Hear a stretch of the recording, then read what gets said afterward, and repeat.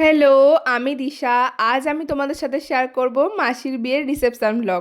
তো সেদিন সন্ধেবেলা সুন্দরভাবে রেডি হয়ে আমরা সবাই গাড়ি করে বেরিয়ে পড়েছিলাম মাসির কনে পক্ষ হিসেবে যেতে। তো আমরা গিয়ে পৌঁছানোর আগেই সবাই অলরেডি পৌঁছে গেছিলো, আমাদের সেজেগুজে যেতে অনেকটাই লেট হয়ে গেছিলো। তো যাই হোক, গিয়ে ঝটপট করে একটু স্টার্টারে পকোড়া খেয়ে একবারে সোজা খেতে বসে পড়েছিলাম, কারণ অনেকটা রাত হয়ে গেছিলো। আর আমাকে আজকে কেমন লাগছিলো, আমার মাকে আজকে কেমন লাগছিলো, অবশ্যই তোমরা কমেন্টে জানিও কিন্তু। তো মেকআপ আর্টিস্ট দিয়ে আজকে সেজেছিলাম, খুব সুন্দর, আমার সাজটা তো পছন্দ হয়েছে। তো যাই হোক, চলো আজকের মেনু কী কী ছিল তোমাদের সাথে শেয়ার করি। প্রথমে ছিল স্যালাড সস, তার সাথে চিকেন চাটে। তারপর হয়েছিল রাধা বল্লভী আর চানাপুরির দুটো কম্বিনেশন, খুব ভালো লাগে একসাথে খেতে, আর সত্যি অসাধারণ খেতে হয়েছিল।